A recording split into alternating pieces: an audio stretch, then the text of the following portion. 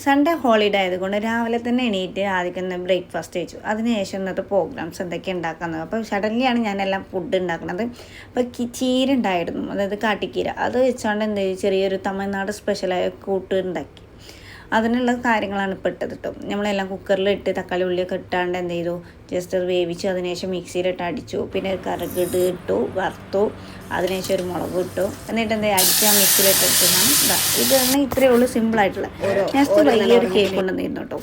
അതായത് നമ്മൾ നെക്സ്റ്റ് ഒന്ന് വാങ്ങിയതായിരുന്നു. അവിടെ 5 dirhams ഓഫർ ഉണ്ടായപ്പോൾ ജസ്റ്റ് ഒന്ന് വാങ്ങി നോക്കിയത് എങ്ങനെയുണ്ട് ടേസ്റ്റ് അറിയാം. നല്ല സൂപ്പറായിരുന്നു കേട്ടോ, നല്ല ഇഷ്ടമായിരുന്നു. അതിനുശേഷം നമ്മൾ എന്ത് ചെയ്തു, ഉച്ചക്കൊക്കെ കറിയാക്കിയാണ്ട് ഞങ്ങൾ ചിക്കന് കുറച്ച് വാങ്ങിയിട്ടുണ്ടായിരുന്നു. ചിക്കൻ്റെ പ്രൈസൊക്കെ വളരെ കൂടുതലായിരുന്നു. അപ്പോൾ പിന്നെ എന്ത് ചെയ്തു, എളുപ്പത്തിന് വേഗം ചിക്കൻ കറി 2 days ആക്കിയാണ് ഉണ്ടാക്കിയത്. അപ്പോൾ ഇന്നത്തെ ഞായറാഴ്ചത്തെ ഇന്നത്തെ ഉച്ചക്കൊക്കെയുള്ള കൂട്ടവും നാളെ ഓഫീസിലേക്ക് കൊണ്ടുപോകാനുള്ള കൂട്ടവും അങ്ങനെ വെച്ചാണ് ഞങ്ങൾ എന്ത് ചെയ്തു, ചിക്കൻ കറി ഉണ്ടാക്കി. ഞാനുണ്ടാക്കിയത് നന്നായില്ല എന്നുള്ള അറിയില്ല, ജസ്റ്റ് ഒരു പാസ്റ്റിലാണ് ഉണ്ടാക്കുന്നതാണ്. പിന്നെ എന്നാൽ അതൊക്കെ തിക്നെസ് വരാൻ ഞാൻ എന്ത് ചെയ്തു, ഒന്നുകിൽ ഉരുളങ്കിഴങ്ങും തൈരും നല്ലോണം ചേർക്കും. അപ്പം എന്തെങ്കിലും നല്ല തിക്കായിട്ട് കിട്ടും. അങ്ങനെ നമ്മുടെ ചിക്കൻ കറി ഇപ്പോൾ റെഡി ആയിട്ടുണ്ട് കേട്ടോ. എന്താ സ്മെല്ല് വരുന്ന അറിയോ, നിങ്ങൾക്ക് ഇഷ്ടമായിരുന്നു വിചാരിക്കുന്നു കേട്ടോ. പിന്നെ ഡ്രസ്സ് വാഷ് ചെയ്യേണ്ടായിരുന്നു, അതൊക്കെ വാഷിംഗ് മെഷീനിലിട്ടു. പിന്നെ ഒരുപാട് ഡ്രസ്സ് 2-3 ദിവസത്തെ ഡ്രസ്സ് എന്ത് ചെയ്തു കൂട്ടിയിട്ടിട്ടുണ്ടായിരുന്നു, ഒക്കെ മടക്കിയൊക്കെ ഉണ്ടായിരുന്നു. ഞായറാഴ്ച ആകുമ്പോൾ നമുക്കൊന്ന് ഒഴിവ് കിട്ടുക തന്നെ വളരെ കാര്യമാണ്.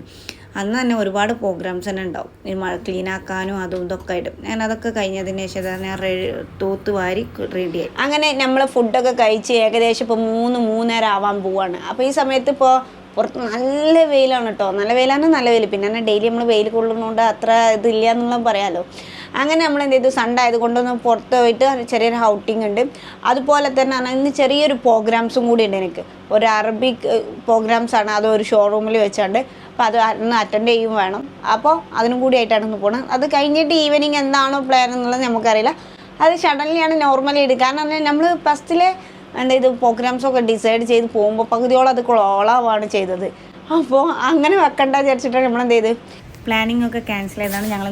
ഞാൻ നേരെ എന്ത് വർക്കിന് ആദ്യം പോയി. അപ്പോൾ ആദ്യം നമ്മൾ ബസ് കയറി മെട്രോ കയറി നേരെ എത്തിയത് എയർപോർട്ട് ടെർമിനൽ 3 ആണ്. അവിടെ നിന്ന് നേരെ അബൂബക്കർ സിദ്ദീഖ് മെട്രോ സ്റ്റേഷനിലേക്ക് എളുപ്പമാണ് കേട്ടോ.